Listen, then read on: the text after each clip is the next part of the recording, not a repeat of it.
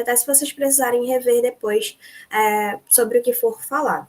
Caso alguém tenha qualquer dúvida, podem colocar também e me coloco à disposição caso vocês precisem consultar posterior a esse momento. Mas hoje a gente vai falar sobre planejamento estratégico. Então, vamos lá. Antes de iniciar, eu queria que a gente fizesse um check-in rapidinho. Não vou pedir para ninguém falar nada, mas eu vou pedir que vocês anotem e, se possível, vocês mandem aqui pelo chat. E aí os meninos podem participar também, Rui e Marcelo. Eu queria que vocês definissem um objetivo que vocês querem alcançar de agora até dezembro. E aí que vocês escrevessem o que vocês querem alcançar. Dá 1 minuto.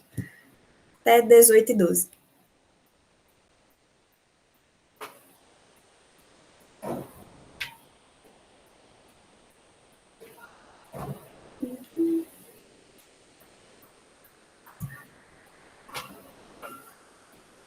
Pronto, passou 1 minuto. Chique, chique. Pronto. Perfeito. E aí, eu queria que dentro desses objetivos, vocês traçassem 3 atividades que vão ajudar vocês a alcançarem esses objetivos. E aí eu vou dar 2 minutos. Acho que esse demora um pouquinho mais. 3 atividades.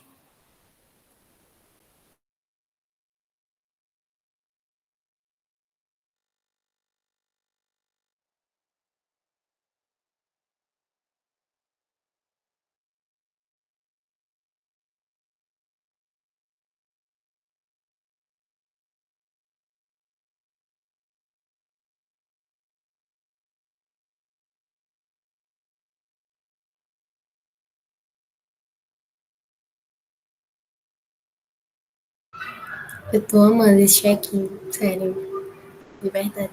Eu já refleti tanto, assim, achei necessário.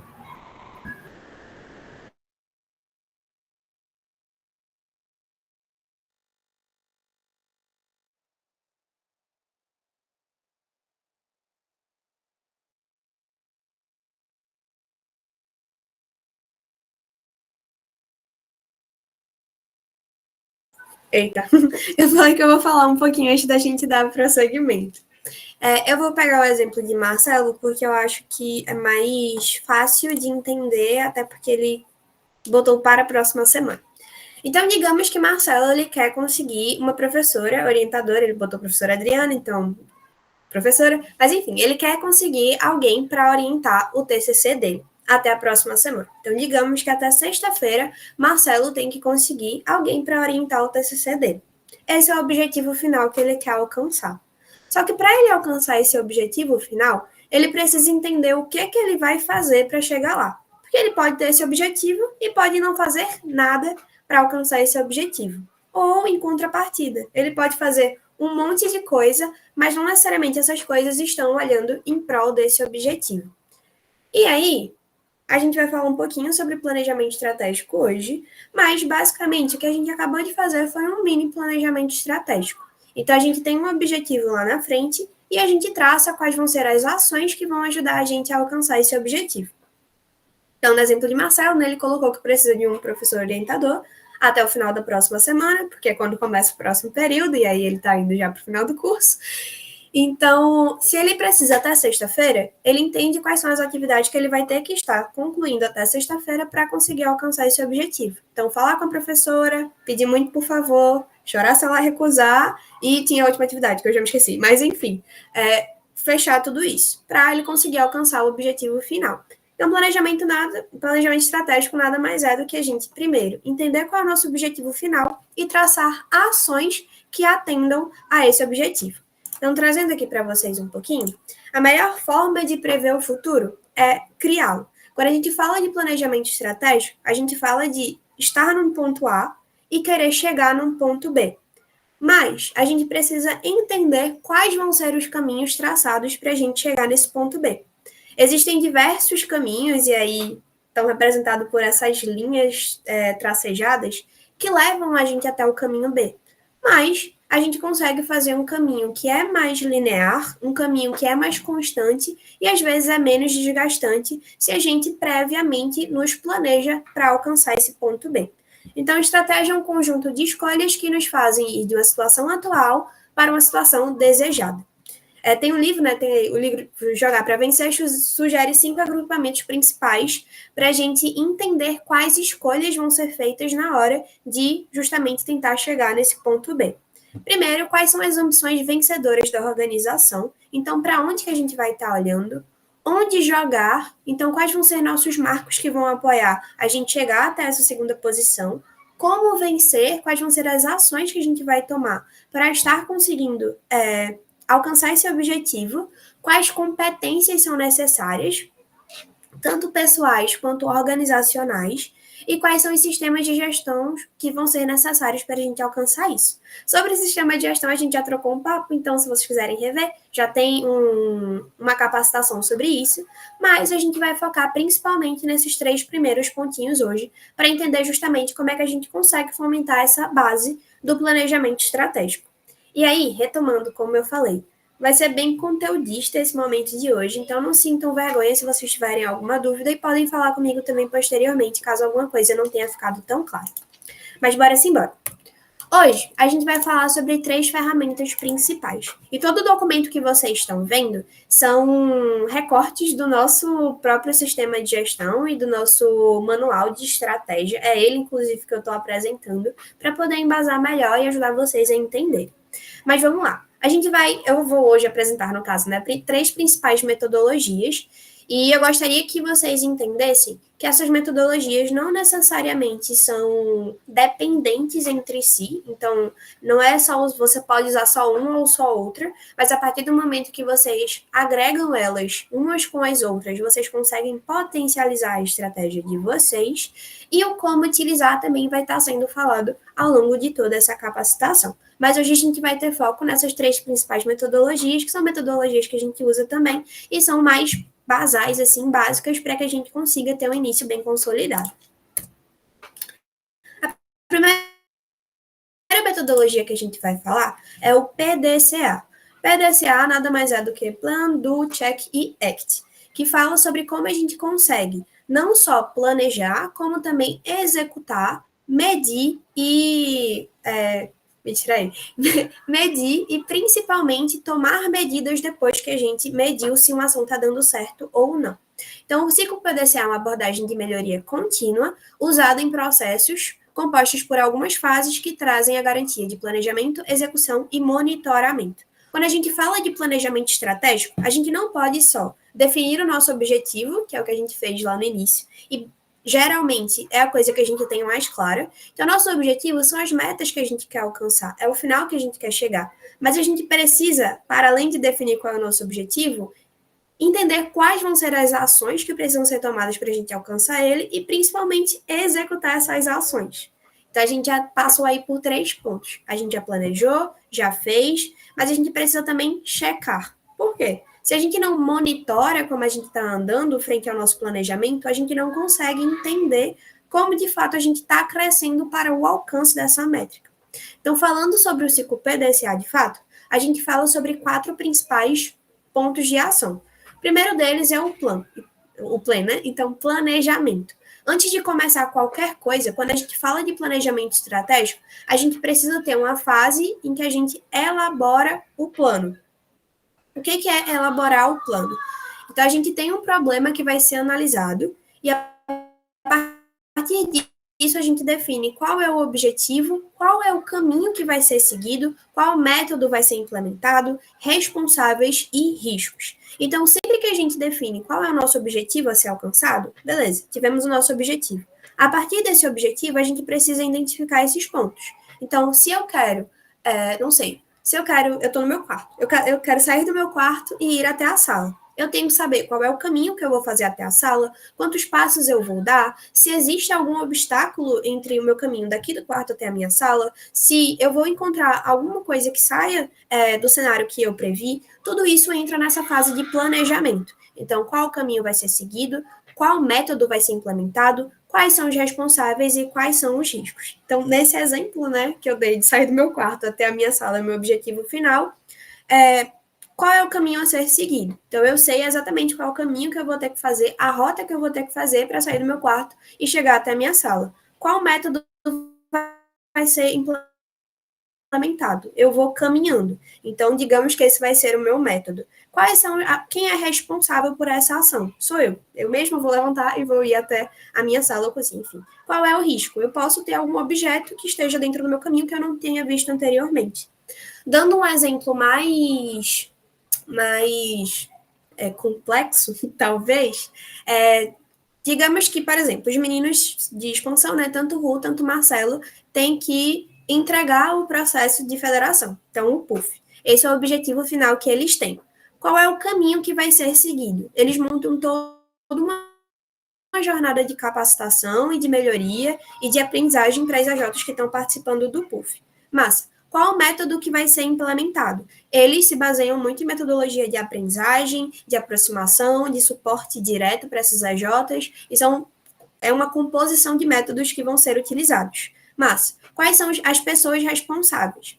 Então, quem definiu esse objetivo para eles foi a Amanda, enquanto pessoa diretora de expansão, e as pessoas responsáveis vão ser as pessoas da área. Então, tanto o Marcelo quanto o Ru. Massa. E quais são os riscos que podem existir? Digamos que hoje tinha essa capacitação marcada e em cima da hora eu não pudesse. Isso é um risco que os meninos têm que ter previstos para conseguir tomar ações frente a esses pontos que podem vir a acontecer. Mas essa etapa de planejamento é justamente isso. A gente entende onde a gente está, então a gente analisa quais são as problemáticas, a gente define onde a gente quer chegar, então nosso objetivo final, e a partir disso a gente vai definir, novamente relembrando, qual é o caminho que a gente vai seguir, e aí dando um exemplo, né, seria justamente desse ponto A até o ponto B, qual o caminho que a gente traça, qual método vai ser implementado, então justamente o que vai ser feito para a gente alcançar isso, quais são os responsáveis, então quem que vai estar tocando essas ações, e principalmente quais são os riscos que a gente pode encontrar dentro dessa caminhada. Depois que a gente tem tudo definido, então a gente tem o nosso planejamento muito batidinho, a gente passa para a parte então do fazer. A gente só faz a partir do momento que a gente tem um planejamento bem estabelecido.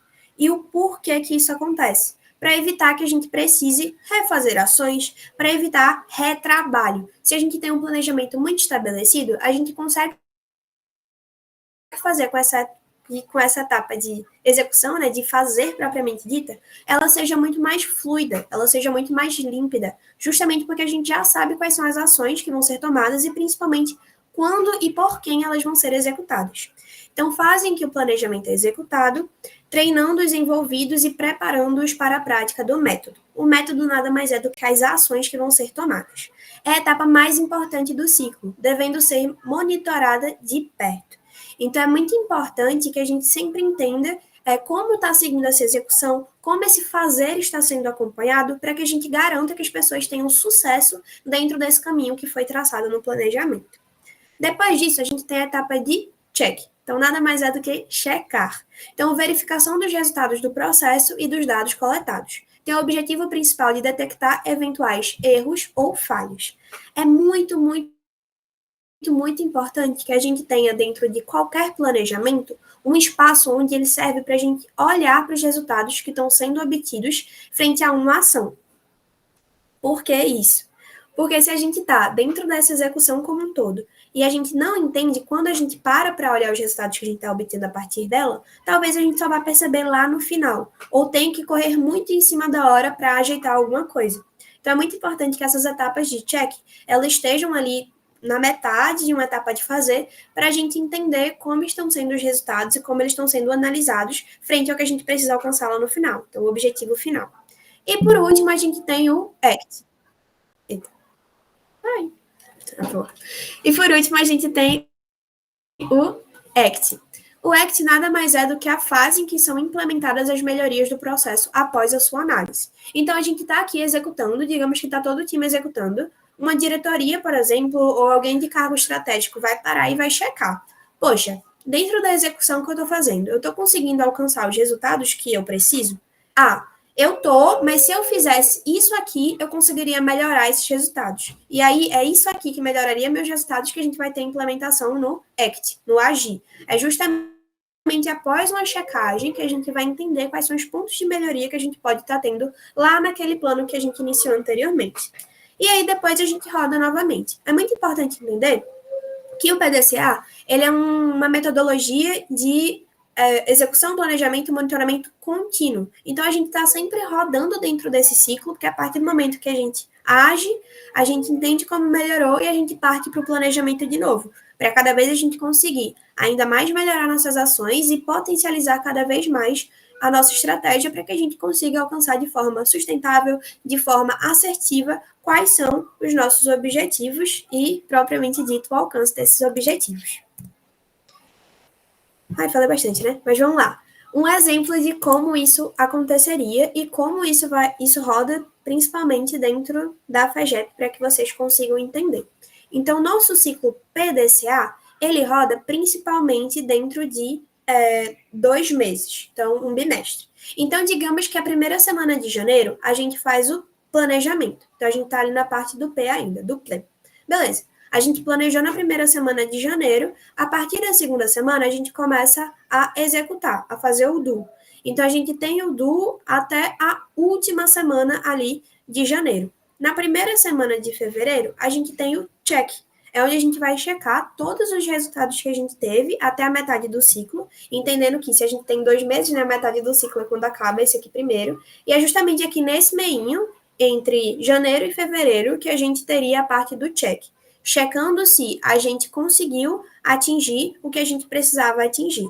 Beleza, checamos, a gente segue para o ACT, que seria justamente essa fase de implementar as melhorias. E aí, no mês de fevereiro, a gente não teria de novo a parte de planejamento, porque justamente no final de janeiro a gente já conseguiu entender onde a gente melhoraria e implementar as nossas melhorias. Então, a gente já começa fevereiro executando de forma mais assertiva. Então, executando de uma forma melhorada, entre muitas aspas, do que a gente começou, por exemplo, em janeiro. Então, é justamente esse ciclo inteiro que a gente rodaria, entendendo que esses pontos vão se conectando entre si para que a gente consiga cada vez mais acelerar e melhorar os caminhos que a gente está fazendo para poder alcançar o objetivo final. Beleza?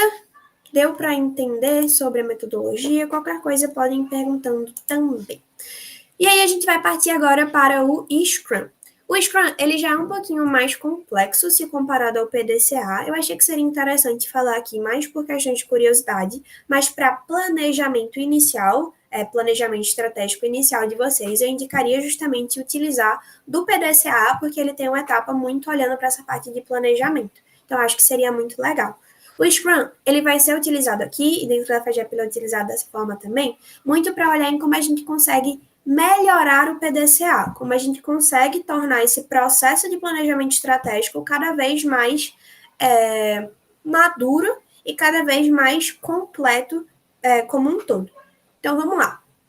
O Scrum é uma metodologia ágil que é usada para gerenciamento de projetos complexos. Seu objetivo é promover um autogerenciamento da equipe e responsáveis para se adaptarem às mudanças e entregarem valor e qualidade para o cliente de forma eficaz e eficiente, trabalhando em ciclos curtos e interativos. Sua estrutura é composta pelo famoso 3-3-4, e eu vou explicar para vocês. Primeiro de tudo, a gente precisa entender que o Scrum é focado principalmente em 3 pontinhos. 3 papéis, 3 artefatos e 4 eventos e cerimônias. E o que são papéis, artefatos e eventos e cerimônias? Papéis nada mais é do que a gente ter muito claro os cargos, digamos assim, de responsabilidade dentro de uma organização. Então, enquanto empresa júnior, por exemplo, a gente precisa ter muito claro quem é diretoria, quem é gerência e quem é, por exemplo, um analista. E aí, fazendo esse paralelo com esses papéis, enquanto o Product Owner ali, a gente teria justamente as pessoas donas dos produtos.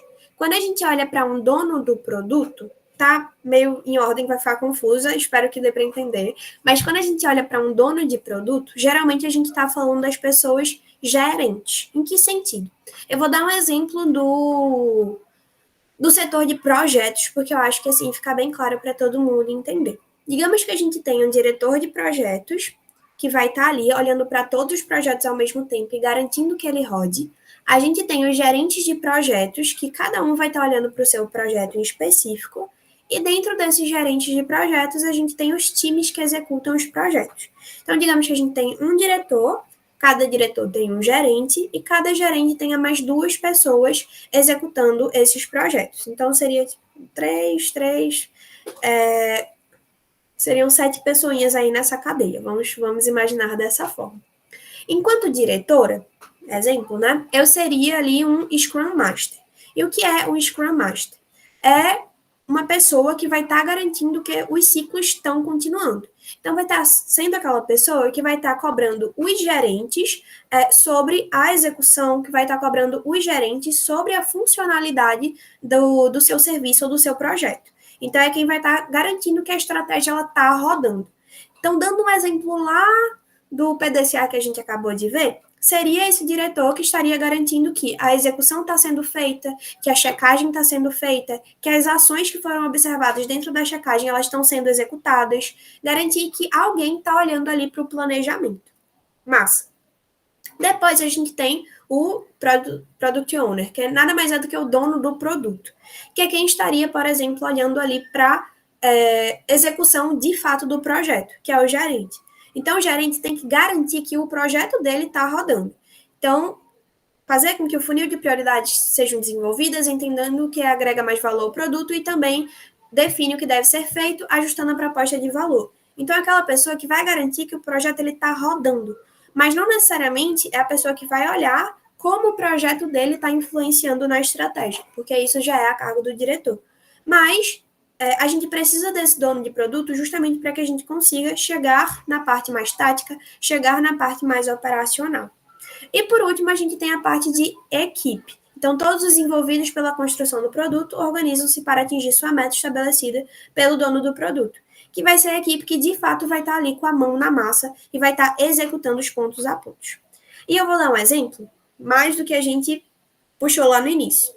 Então, novamente, deixa eu pegar aqui outro exemplo que foi colocado. Ó, Diego colocou que o objetivo dele era concluir os projetos dele. Então, enquanto Scrum Master, ele precisa estar olhando para isso, para a conclusão dos projetos. Quando a gente passa para um dono de produto, essa pessoa tem que garantir, por exemplo, que a sua equipe vai ler os artigos, vai sentar e tentar terminar os projetos e vai falar com o orientador. Então, enquanto o Scrum Master vai estar olhando para execução do projeto e finalização dos projetos, esse Product Owner, que seria o gerente, vai estar olhando para essas microações. Mas ele vai estar executando essas microações? Não. Ele vai estar garantindo que a equipe dele esteja executando essas ações. Então, esses seriam os papéis. A gente precisa ter isso muito bem definido. Até como a gente falou anteriormente no PDCA, a gente precisa ter muito claro quem são os responsáveis por cada atividade, para que a gente consiga fazer com que a estratégia ande de forma mais clara e límpida possível. Passando depois para os artefatos. E aí, o que são os artefatos? A gente tem 3, quando a gente olha para o Scrum, que é o backlog do produto, backlog de sprint e o incremento. Vou estar falando aqui para vocês, mas são coisas mais simples, com palavras e nomes complicados.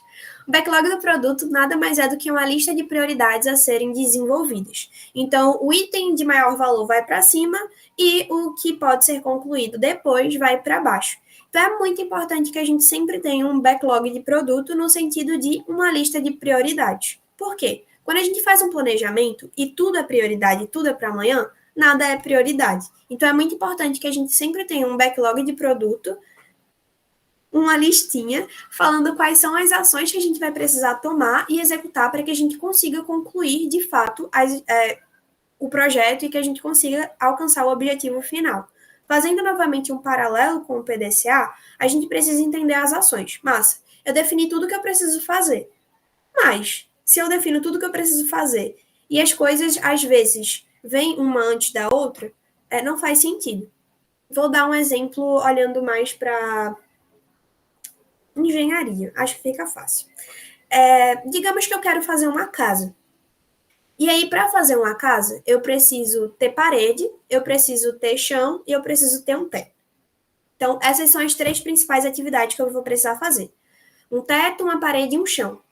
Faz sentido eu fazer meu teto antes de eu fazer o meu piso? Não faz. Então, quando a gente fala sobre backlog de produto, é justamente colocar prioridades, até muitas vezes porque as atividades dependem uma da outra. Então, no meu backlog de produto, eu iria entender que eu preciso fazer essas 3 coisas que são essenciais. Mas, então, meu chão, minha parede e o meu teto, nessa sequência. Beleza. Passando para o backlog de sprint, a gente olharia agora para prazos de execução. Então, eu defini que primeiro eu tenho que fazer o meu piso, para depois fazer minhas paredes, para depois fazer o meu teto. E aí, eu vou começar, na parte de sprint, a colocar prazos nisso. E é muito importante que dentro de um planejamento a gente tenha prazos muito claros para que a gente consiga até cobrar as pessoas que estão executando e também trazer clareza frente ao que está sendo alcançado. Então, eu tenho essas 3 atividades, eu já sei qual é a minha prioridade, então eu vou fazer primeiro o piso, para depois fazer as paredes, para depois fazer o teto. E aí eu vou chegar, Ru é minha executora desse projeto. Aí eu vou falar, Ru, eu te dou de segunda a quarta-feira para tu fazer o piso, que é de complexidade, sei lá, 2. Aí depois eu vou te dar mais 2 dias para fazer a parede, que vai ser mais simples. Então, vou te dar 3 dias para fazer o piso, depois disso, 2 dias para fazer a minha parede, 2 com 3, 5, e vou te dar um final de semana para fazer o teto. Não sei. Te dei 7 dias, então a meta de conclusão de Ru é até de segunda a quarta fazer o piso, de quarta a sexta-feira fazer minhas paredes e até segunda-feira me entregar o teto. Um sprint nada mais é do que a gente deixar muito destrinchado, principalmente em semanas, o que é que vai ser executado e metas claras. Então, eu deixei muito claro para a Ru o que eu espero dela e quando que eu espero isso dela, justamente para que ela não tenha confusões quando venha me entregar ou que a gente tenha ruídos de comunicação dentro da execução desse projeto. E por último, a gente tem o incremento. Então, entrega do produto, soma de todos os itens do backlog que formam completados no sprint. Então, no final, a gente tem um incremento que nada mais é do que o resultado da execução desse sprint que eu acabei de passar para ela. Boa? E depois a gente segue para os eventos e cerimônias.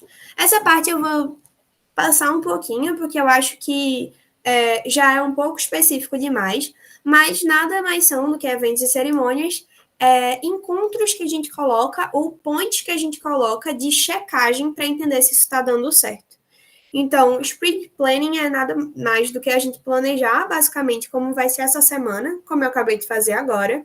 Sprint review, geralmente no final da execução de um sprint, a gente tem um momento de olhar como as coisas estão sendo e retrospectiva nada mais é do que a gente analisar tudo que já passou para entender como a gente pode melhorar na próxima sprint. E daily geralmente são quando a gente tem produtos ou processos que são de resultados mais urgentes, então a gente precisa checar, nem que seja mais mínimo, nem que seja mais rápido, diariamente, para entender como a gente está conseguindo progredir com esse produto. Boa? E aí, falando sobre PDCA e falando sobre Scrum, a gente vai agora para ela, OKRs. E com OKRs, eu acho que é muito importante a gente ter uma atenção muito grande, porque aí eu acho que é a principal metodologia que todo mundo usa para poder, de fato, criar a estratégia em um planejamento estratégico.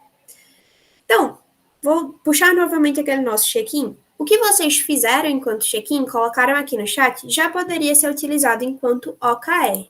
Por quê? OKR é uma metodologia de gestão que ajuda a garantir que uma empresa concentre esforços nas mesmas questões em toda a organização. Então, conecta diversas operações, emprestando propósito e unidade a toda a organização. Assim como o PDCA, a OKR também é composta por elementos dentro de seu nome, sendo eles o objetivo, e o KR, resultados chaves. E o resultados chaves e iniciativas, que entraria mais na parte de KPIs, mas a gente vai tratar aqui em OKRs também.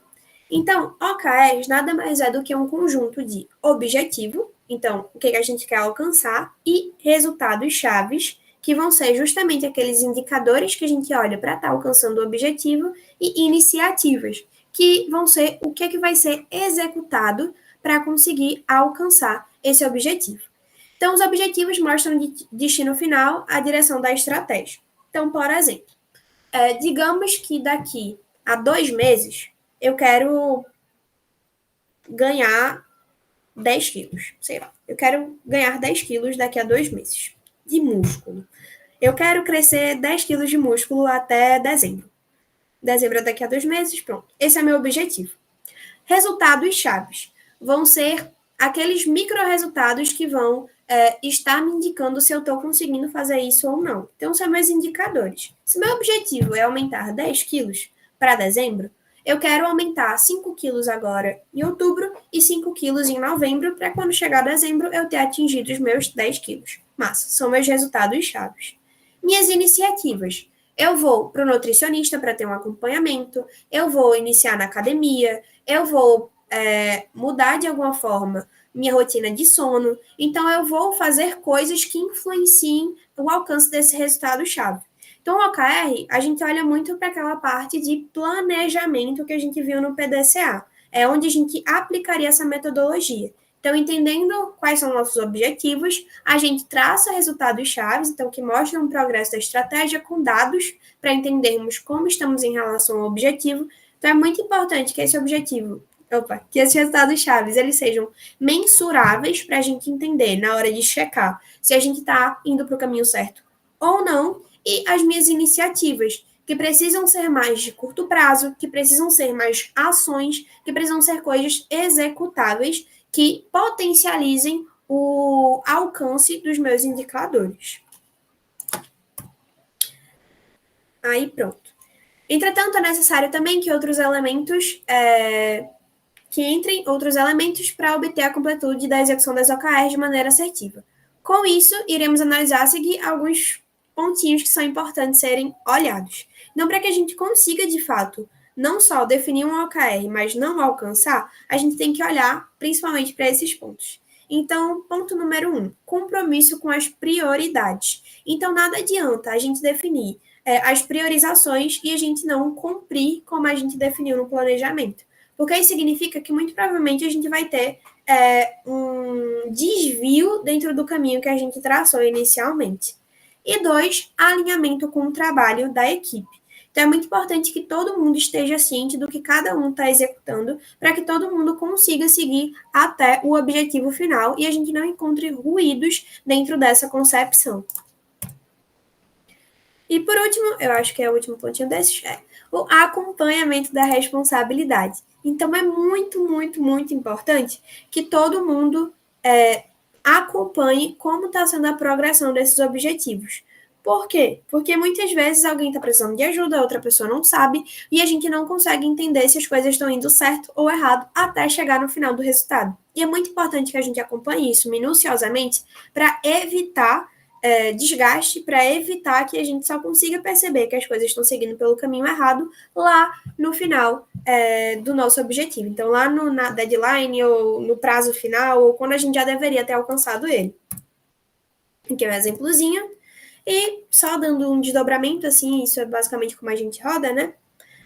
A gente tem, enquanto planejamento estratégico, ciclos bimestrais aqui dentro da FAGEP, como eu falei para vocês, e são dentro desses ciclos que a gente vê todas as metodologias que eu trouxe sendo implementadas. Então, é uma grande conversa entre todas elas para que a gente consiga chegar no resultado final. Então, primeiro a gente entende o que a gente quer alcançar enquanto ano, define o que a gente quer alcançar enquanto ano, a gente entende quais ações vão ser feitas, no nosso caso, enquanto semestres ou enquanto bimestre, enquanto trimestres, aí vai depender muito também como vocês vão organizar internamente, mas a gente define para o ano, a gente cascateia em ciclos menores para entender como a gente vai executar e a gente traça quais vão ser as ações, quais vão ser os projetos, quais vão ser os produtos que vão estar olhando para o desenvolvimento e para o alcance dessas metas e objetivos que a gente colocou de forma anual.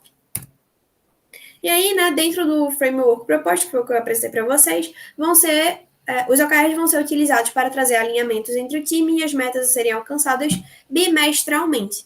E o Scrum ele já entraria no acompanhamento mais quinzenal, semanal, para a gente garantir que as atividades, então as ações, as iniciativas, estão sendo executadas para que a gente consiga alcançar aquele objetivo final.